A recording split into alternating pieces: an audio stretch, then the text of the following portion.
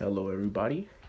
Before we begin, I'd like to ask you to like, comment, and subscribe. All of the things that you are supposed to be doing. If you enjoy my content, also check out the videos I recently dropped. They're actually pretty good in my opinion. Really need you guys to comment. I'm actually going to be remastering my most popular series. The reason I stopped it is because I kind of wrote myself inside a corner and didn't know where to go from there. To remedy that, I'm going to basically revamp the series.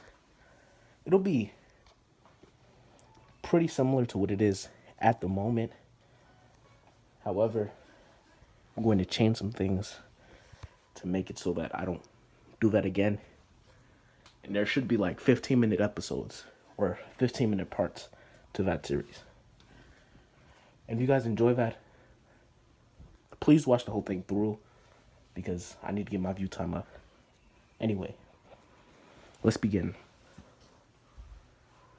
We start this riff off a couple of years after Goku defeated King Piccolo. He's at the World Martial Arts Tournament, and he defeated Piccolo Jr. Even though this isn't really relevant, we're going to skip past this a bit. A few more years down the line, Gohan's born. Around the time that Gohan's around a year old, Goku goes into the forest, but he doesn't return. Chi-Chi isn't really worried at first, seeing as her husband is the most powerful man on the planet. Until a couple hours turn into a day. When a day turns into a couple days, Chi-Chi's increasingly frantic, searching the entire mountain for him. And she actually goes and finds Master Roshi and the rest of the gang to help search for him. But there's no sign of him anywhere. No sign of his ki. Nothing at all.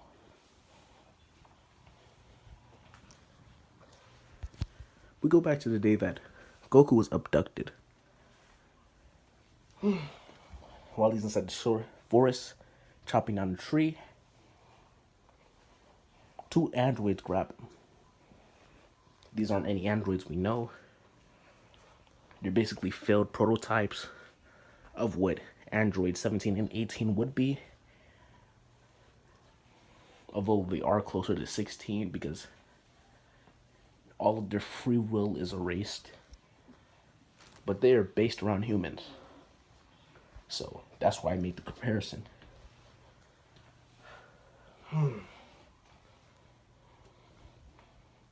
Goku tries to fight them off, but they are still prototypes of the infinite energy source. Although he is winning at first, their skeleton is too strong for him to break. And it seems like they're stealing his ki. Yes. Infinite energy, and they can steal ki to get stronger, so.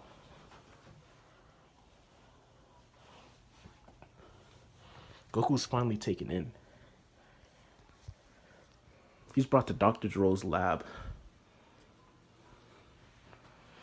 Goku looks at Gero, asking what he wants, and sees the symbol on his hat. Then he looks at the old man very closely. He says, "I think I remember you, but you look quite a bit different.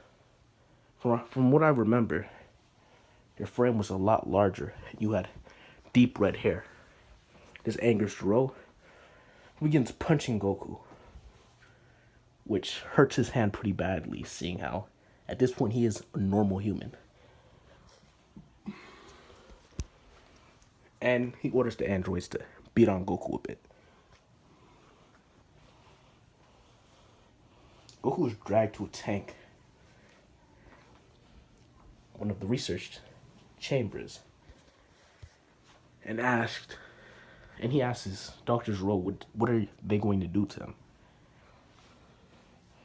Gero says that he was angry at Goku. He still is. Although he wants to kill him, he thought that he could do something quite a bit worse. Instead of killing him outright, he can make him into a weapon and force him to kill all of his friends and kill civilians to help him take over the world. In his mind, this would be quite a bit more cruel than killing Goku outright. Goku tries to break free, however, it's to no avail. And he's put into that tank. A few years pass. The Z fighters at this point changed quite a bit. With Goku gone and no one left to protect the Earth, all the human Z fighters actually step up. And Piccolo himself begins associating with them. With Goku gone, he doesn't really have a purpose. He could try taking over the Earth, but that's never really been his thing. The only real reason he was going after Goku was because that's something his father would have wanted. And with his purpose gone, he decided not to follow into his father's footsteps and model himself after his father. So he spends most of his time training with the human Z fighters, making them quite a bit stronger. When I mean quite a bit, I mean a hell of a lot stronger than they should be. Finally, Raditz arrives on the planet. Looking around, looking for the highest power level. And he sees a group of pretty high power levels. And he makes his way toward them. The group notice him. However, they're not really panicked. It's not something that they can't handle. He asks if anyone named Kakarot is here. They're pretty confused. That is when Piccolo notices his tail, surmising that he might be related to Goku in some way. They don't really know his intentions, but it couldn't hurt seeing how they are more powerful than him. Raditz is told that Kakarot went missing a couple of years ago. It's been their job protecting the planet. Raditz at this point is frustrated that his brother went missing. A proud Saiyan warrior had gone missing.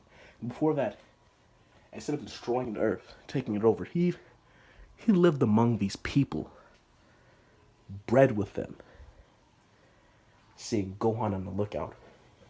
Chi-Chi actually isn't as reluctant to let Gohan train, seeing as his father did go missing. And she doesn't want the same thing to happen to her son, so she lets Gohan train. So, after Raditz absorbs this information, he sneak attacks Piccolo, trying to kill him on the spot, seeing how he is the strongest. Individually, they pose no threat in his opinion. However, if they were to gang up on him, that could be problematic. With Piccolo on a scouter, showing a power level of around 800. Piccolo easily grabs Raditz's hand and begins raising his power level. Raditz doesn't understand what's going on until he gets the notification. Piccolo's power begins to rise from 1,000 to 2,000 to 3,000, stopping around 9,500.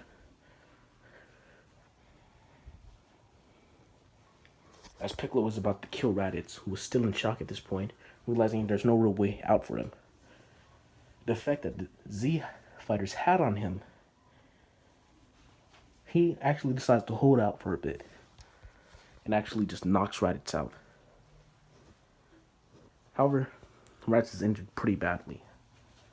From a scouter, they can hear Vegeta and Nappa talking to him. Vegeta says, that fool Kakarot. What would I expect from a low-class Saiyan? And begins asking what Raditz is doing. Upon Raditz not answering, he can only surmise that he's being killed or has already been killed. Just from the power level readings they got from his scouter.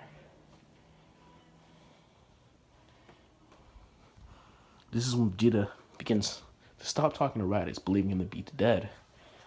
And says, Earthlings, if you can hear me, we will be there in 1 year. And when we come, we will kill all of you. Without any remorse. Without any reprieve. Leaving no one alive for daring to kill a member of the people that he rules over. He doesn't particularly value Raditz, but that's one more of his race gone. Although Raditz was pretty weak, he was still a Saiyan warrior. So, Vegeta tells them to make peace with their god, because he is coming. And when he comes, he'll kill their god too, because he is Prince Vegeta of the almighty Saiyan race. They are nothing but peasants before his feet. He begins clicking off.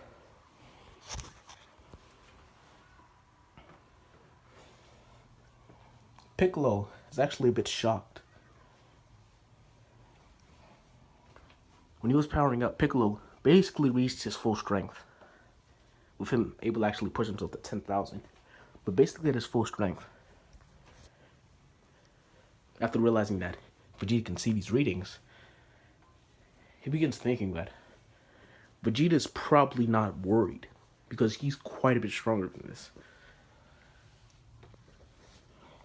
He realizes that they need to train, but before that they need to question Raditz about a few things. Upon Raditz waking up, he's held inside a cage.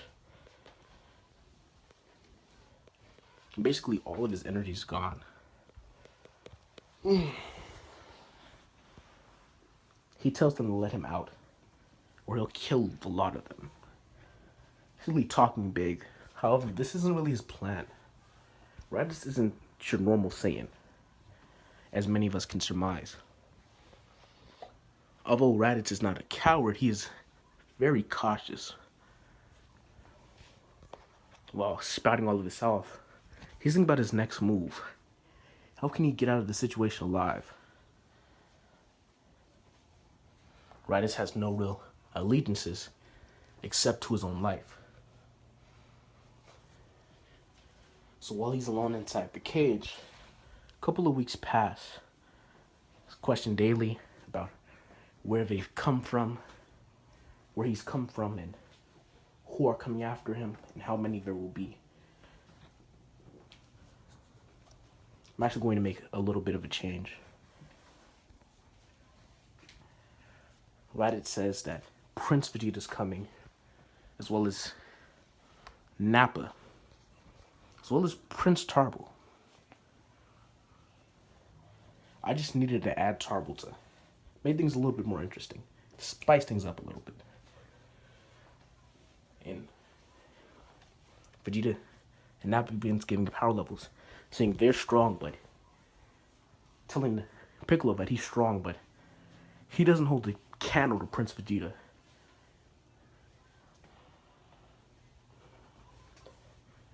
Piccolo begins getting interested, asking how strong he is.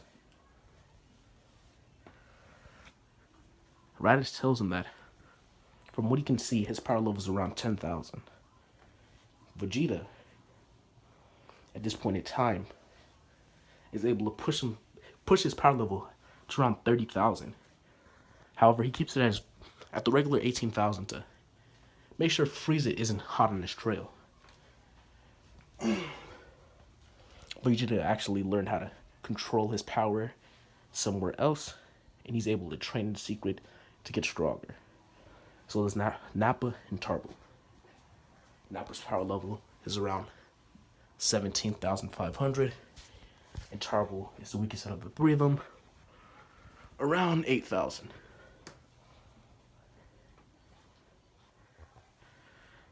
This is when Piccolo yells at Raditz, pretty angry and very shocked, asking what type of monsters are coming to his planet.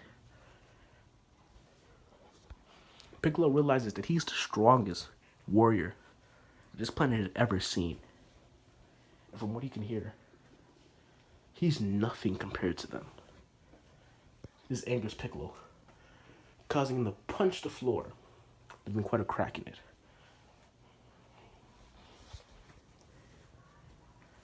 Raditz says that he can help them prepare if they free him. Piccolo says, why would he do that? That's pretty stupid.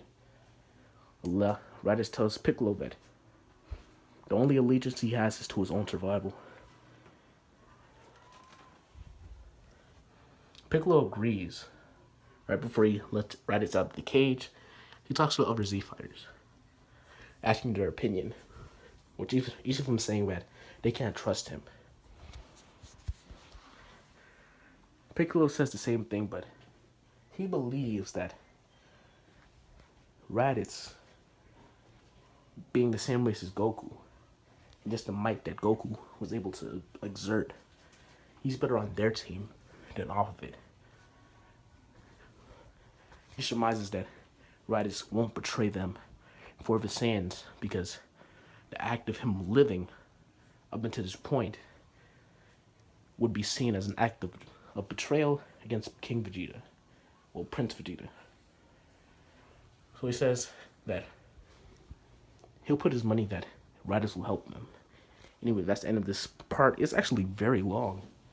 I just kind of got into it, and I'm enjoying it. So far, Goku should appear around part 2, if not part 2, part 3. Not entirely sure. I haven't written that part yet. Anyway, like, comment, and subscribe. Please watch the videos all the way to the end.